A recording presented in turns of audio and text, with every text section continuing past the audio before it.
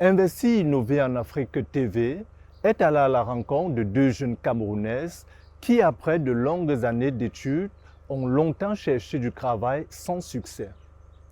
Ces derniers ont eu l'ingénieuse idée de créer un business qui non seulement est rentable, mais aussi emploie de nombreux jeunes. Quel est ce business? Comment génère-t-il des emplois? C'est ce que nous allons découvrir dans cette vidéo.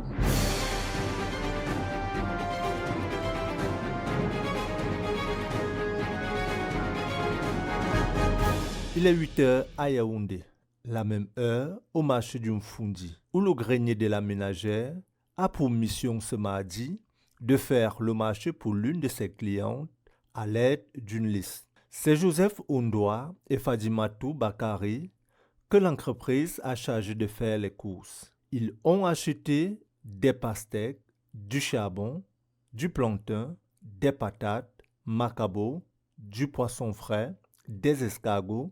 La liste est loin d'être exhaustive. Après le marché du Mfundi, ils ont fait un tour dans l'un des plus grands marchés de la ville aux 7 collines, Carrefour Market. Car il était impossible de tout acheter au marché du Mfundi. Une fois le marché terminé, ils acheminent les courses chez la cliente qui passe au pain fin la liste. Question de s'assurer que rien ne manque. Qui se cache derrière le grenier de la ménagère? Ce sont ces deux jeunes femmes. Je m'appelle Fadimatou Bakari, je suis de la région du Nord où j'ai fait mes études primaires et secondaires. Après, j'ai continué mes études académiques à l'université de Ngaoundéré où j'ai obtenu un master 2 en management, gestion et création et gestion des entreprises. Moi, c'est Myrène Jom Dikam Fadimatou Nihat. Je suis originaire de la région de l'Ouest, Cameroun, et titulaire d'un master 2 en administration, en création et administration des entreprises, obtenu dans la ville de Ngaoundéré. Mes études primaires, j'ai fait mes études primaires et secondaires du côté de Nanga et Bokou, jusqu'à l'obtention du baccalauréat. Et ensuite, je suis allée à Ngaoundéré, où j'ai cheminé jusqu'au master 2 professionnel en administration des entreprises. Quelle est l'activité principale du grenier de la ménagère? Myrène Jom Ndjikam répond. Nos clients, c'est toute personne qui a besoin d'un coup de main. Coup de main, c'est quoi? C'est que je suis malade, je suis couchée à la maison, je n'ai pas le temps d'aller au marché, je fais appel à vous.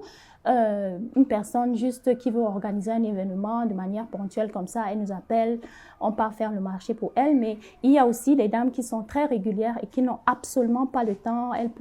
Ça peut être des femmes militaires par exemple, des femmes médecins qui sont tout le temps occupées, qui nous demandent de faire leur marché régulièrement dans chaque mois.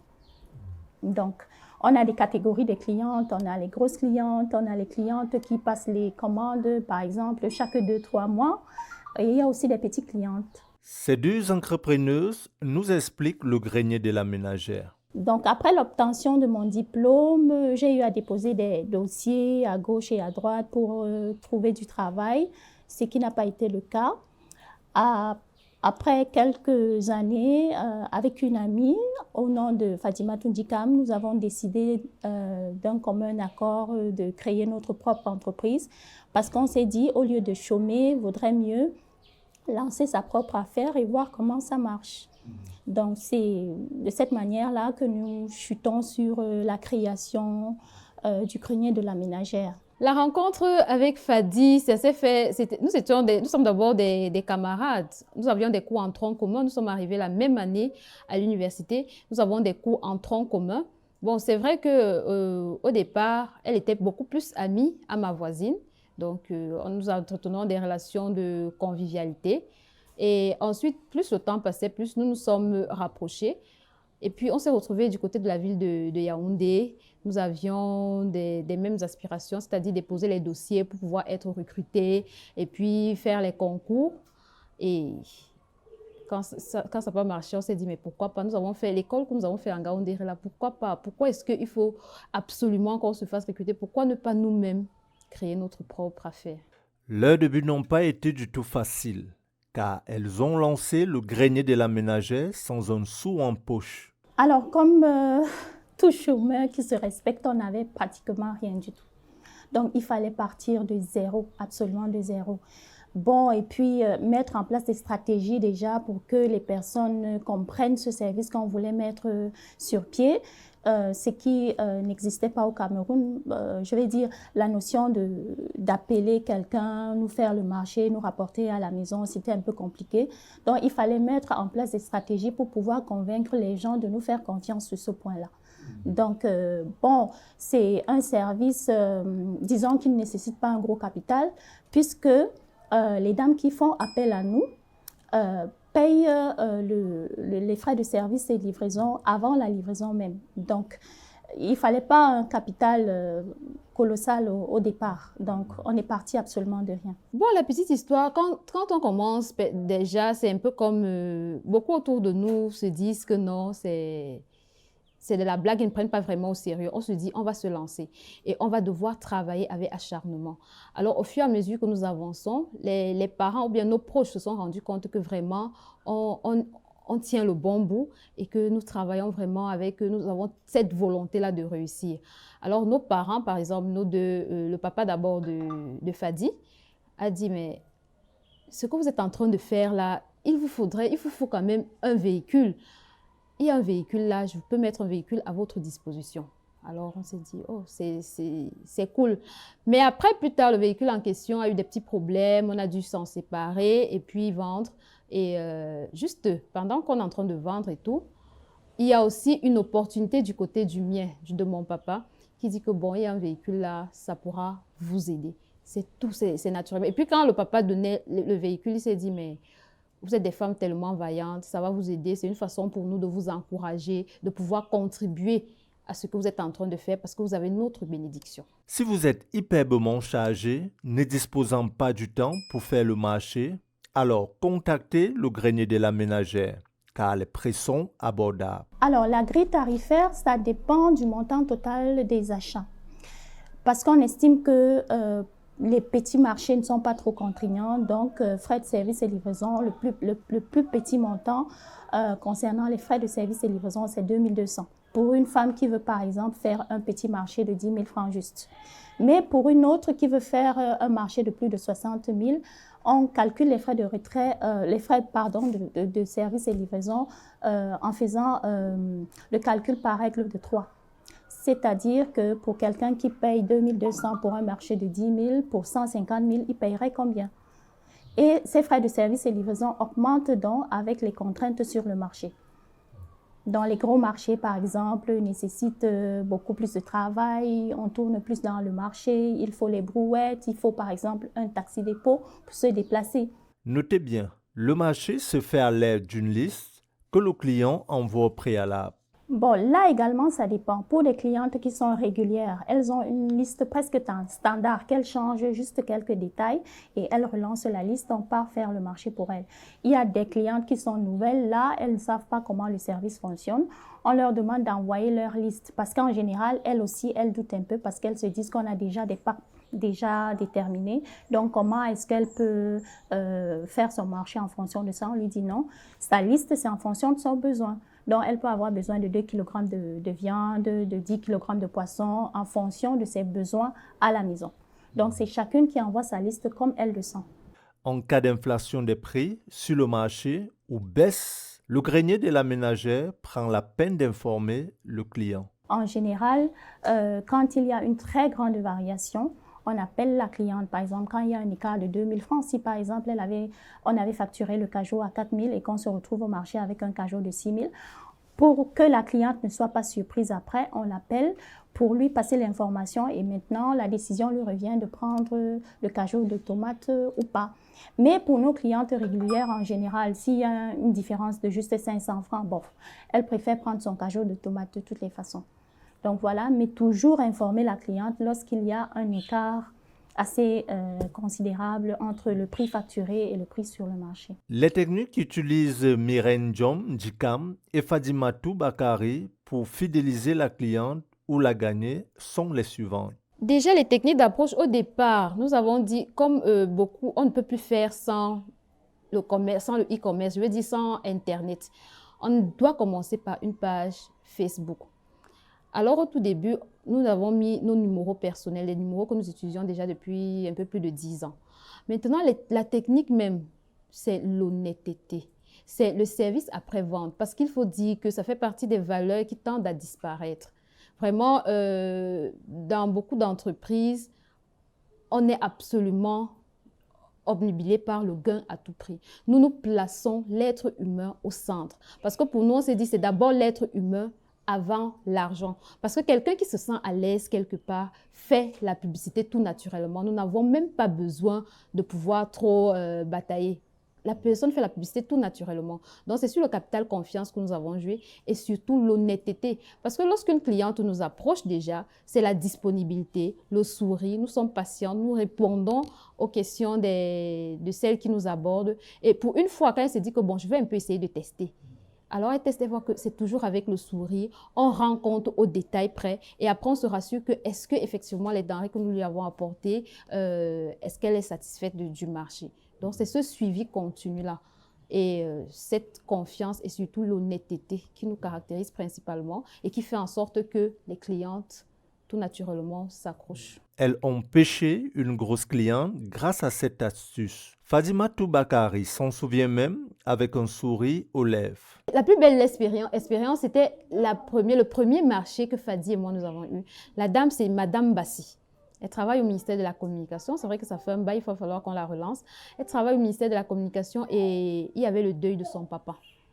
Alors, elle nous avait fait appel, parce qu'on avait lancé un concept de commande groupée. Il y avait les arachides, en fait, on groupe des femmes sur des denrées, on partage, moyennant des frais de participation. Elle était abonnée à nos commandes groupées.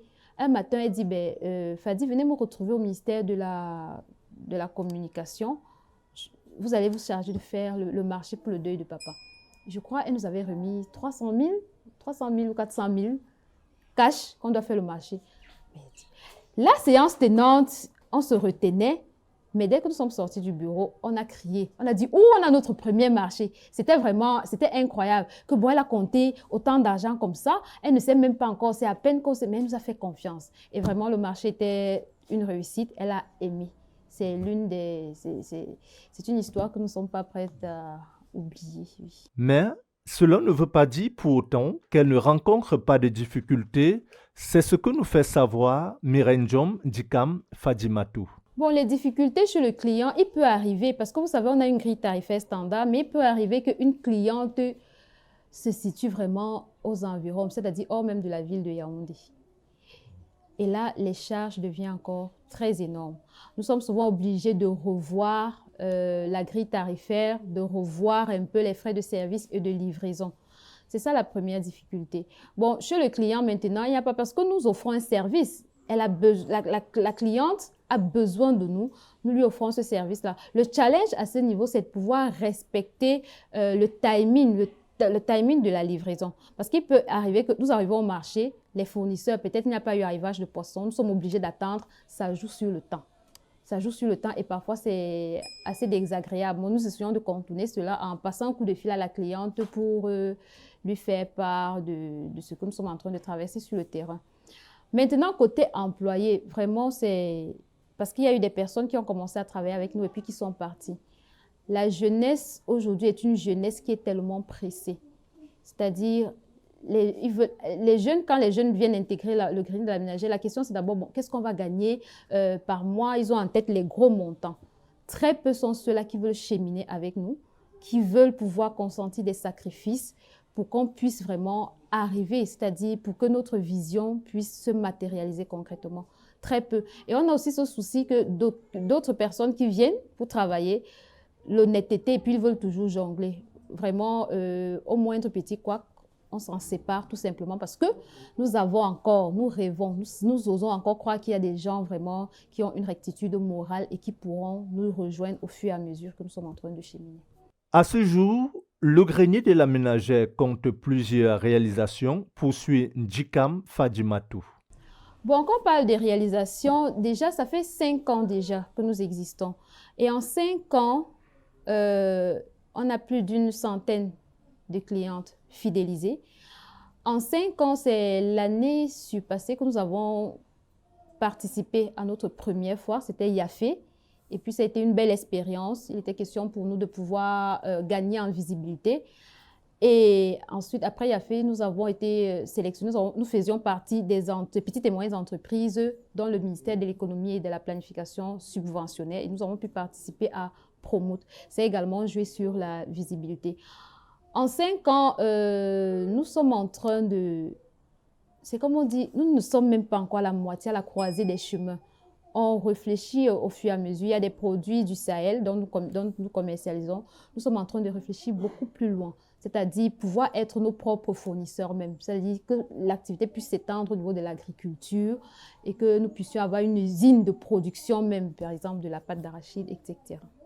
L'entreprise dont en charge Mirenjom Djikam et Fadimatou Bakari compte aujourd'hui une dizaine d'employés dont une mission est assignée à tout un chacun. Bon, déjà au début, nous n'étions qu'à 2, ça il faut le préciser, c'est-à-dire Fadimatou et moi. Nous n'étions qu'à 2. Actuellement, maintenant, le grenier de la ménagère compte 10 employés. Oui. C'est plus la demande est croissante, plus le besoin de recruter se fait sans cesse ressentir. Et pour un début, nous avons voulu commencer avec des personnes dont nous maîtrisons la mentalité. Parce que c'est très important chez le grenier de la ménagère. Cette mentalité-là, cette patience, cette résistance et surtout cette envie vraiment d'épouser, avoir la même vision que l'entreprise. Bon, les tâches, il faut d'abord dire que nous avons un informaticien. Il y a un informaticien avec qui nous avons un informaticien. Il y a un directeur des opérations, celui-là même qui est spécialisé sur les courses de marché sur le terrain et qui se charge de la formation des agents. Nous avons une chargée des relations publiques qui sillonne un peu, qui se charge des différents partenariats que nous pouvons avoir. Et puis, le reste, ce sont des agents. Nous avons une directrice, c'est comme l'organigramme de toute entreprise. PDG, directrice, directeur des opérations, directrice des relations publiques, et puis les agents sur le terrain. Sinon, en temps réel, parce que ça, il faut le dire, c'est chacun, tout le monde est impliqué. C'est-à-dire cette division ne se ressent véritablement pas. Chacun sait ce qu'il a à faire. Mais le dialogue social qui prône dans le grenier fait en sorte que chacun se sent responsable de l'entreprise, parce que nous prenons la vie de tout le monde. Tout le monde participe. Ce n'est pas une séparation stricte pour dire que non, pas du tout. Nous sommes tous, tout le monde participe, chacun donne son idée, des suggestions. Et le climat qui règne est de nature à davantage faire prospérer l'entreprise. Ainsi donc, chacun joue bien son rôle. Comme ce jeune qui est titulaire d'une maîtrise en droit privé et un master 2 en contentieux international obtenu à l'IRIC. Notez bien, il sait faire le marché mieux que la gente féminine. Oui, moi c'est M. Ondoa et la Joseph Pratique, directeur commercial dans l'entreprise de Grenier de la Ménagère. Oui, comment se déroulent les courses? Il faut déjà naturellement avoir une liste. Et notre comportement, notre attitude dépend de la complexité de la liste. Pour les longues listes, par exemple, on essaye de regrouper les denrées par lieu d'acquisition. C'est-à-dire, s'il y a des denrées qui concernent la boutique, on les recense. De manière à ce que quand nous entrons dans la boutique, on finit les achats là-bas en sortant qu'on ne reparte plus. Et nous avons également nos fournisseurs, parce que nous sommes dans un monde où on ne peut pas évoluer seul. Il faut des partenariats. Ce qui fait que parfois, même quand les denrées sont un peu rares, avec nos partenaires, nous réussissons parfois à avoir des prix préférentiels sur des marchandises. Nous sommes basés en Mfundi, au marché de Mfundi, parce que nous avons constaté que le marché de Mfundi, c'est l'un des marchés où on peut trouver presque toutes les denrées sur place. On trouve presque tout sur place. Et ça nous évite d'aller de marché à marché, puisque parfois, nous avons des engagements qu'on doit prendre. Peut-être une dame peut nous dire, je veux mon marché avant 10 heures. On ne peut pas à la fois être au marché 8e, marché Mvogada, au marché à Tanambala. Donc, le Fundi, vraiment, c'est l'un des marchés où on trouve presque toutes les denrées alimentaires sur place. Voilà pourquoi nous sommes essentiellement basés au marché de Fundi. La question de savoir si certaines femmes n'ont pas des appréhensions quand ils voient un homme aller faire le marché. Bon, ça ne peut pas manquer. Ce n'était pas facile au départ. Parfois, quand j'ai parti livrer chez une cliente, elle regarde, elle dit un homme. Mais quand elle voyait la qualité des produits, la qualité du marché, Elle disait que vraiment, elle n'avait plus rien à envier à une femme. Il n'y avait pas de distinguo entre un homme et une femme. De fil en aiguille, la confiance s'est totalement établie, ce qui fait que de nos jours même, certaines clientes, quand je ne suis pas disponible, sont malades. Préfèrent attendre le jour où je serai disponible pour faire le marché. Donc, sur ce plan-là, j'ai conquis beaucoup de clientes. Oui, justement, les vendeuses, bon, au départ, ça faisait un peu, ça amusait les vendeuses. Bon, et vous savez que bon, relation entre hommes et femmes, ça passe plus vite entre femmes. C'est vrai qu'à un moment donné, je me retrouvais parfois, nos clients, je me retrouvais à voir les produits, par exemple, si la tomate de 500 qu'une femme achète, ça ne devait pas être la même quantité que quand moi j'achète. Donc il y avait toujours un petit surplus, la manière de les prendre. Bon, bref, on a commencé à former une équipe et tout se passe pour le mieux. Je suis Amina Toubouba, agent du grenier de la ménagère. Je suis de la région de l'extrême nord. Niveau académique, master 1. Bon, actuellement, je fais les marchés, mais mon volet est beaucoup plus marketing, publicité, c'est-à-dire j'aide l'entreprise beaucoup plus dans la publicité bouche à oreille, les réseaux sociaux, dans les groupes. Donc, il s'agit un peu de ça, c'est-à-dire le grenier n'est pas seulement aller faire le marché et puis c'est bon, ça s'arrête là. Il y a un volet service, un suivi de la clientèle bien après le marché. C'est-à-dire, est-ce qu'elle a été satisfaite? Est-ce qu'il y a un retour des denrées alimentaires? Donc, je m'occupe beaucoup plus de ce volet.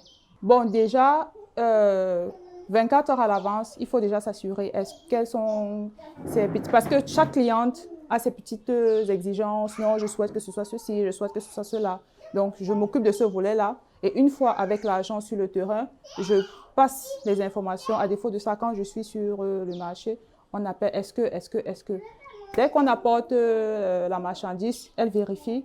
Et bien après, parce qu'il y en a qui ne sont pas sur place, c'est la dame de ménage qui reçoit, c'est un proche qui reçoit, c'est un voisin qui reçoit. Donc bien après, on rappelle pour savoir, madame, est-ce que vous avez reçu vos courses? Est-ce que vous êtes satisfaite? Et tout et tout. Sur les réseaux, nous sommes étendus Facebook ou Instagram. Nous avons une page YouTube qui n'est pas certes fournie, mais nous existons déjà. Nous partageons le partage et commenter les publications nous aide à avoir plus de visibilité. Nous avons également les sponsoring, c'est-à-dire nous sponsorisons les publications. Et déjà, nos publications, nous avons plusieurs rubriques, notamment le plus du dimanche, qui attire justement les femmes, comment réduire le sel, par exemple, dans la sauce, comment conserver la tomate. C'est cette petite astuce au quotidien qui les intéresse. Du coup, nous proposons également le service de marché ainsi que la vente des produits du Sahel. Les témoignages, le journal du marché, c'est-à-dire elles sont édifiées sur la hausse des prix, telle denrée est disponible, telle denrée est rare. Et certains clients te laissent les témoignages en bas des publications. Les deux amies qui sont des sœurs dans l'entrepreneuriat d'une seule voix donnent ce conseil aux femmes et aux jeunes. Alors, concernant l'entrepreneuriat, il n'y a jamais de bon moment pour se lancer. Quand on a une idée, quand on y croit, le mieux c'est de se lancer, qu'on se lance d'abord pour voir. Mais il faut se lancer avec stratégie, avec sagesse. C'est pas parce qu'on a une idée qu'on va se dire que, bon, on se lance, advienne que pourra. Non, l'entrepreneuriat, c'est la méthode, c'est la résistance, c'est la stratégie, c'est beaucoup d'efforts, c'est beaucoup de sacrifices. Alors moi, je dirais à ces femmes-là qui veulent se lancer dans l'entrepreneuriat de ne pas hésiter.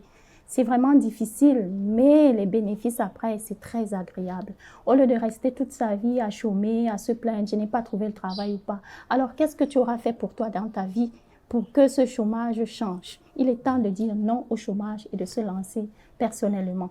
Bon, le conseil que je peux donner à la jeunesse, c'est de se lancer.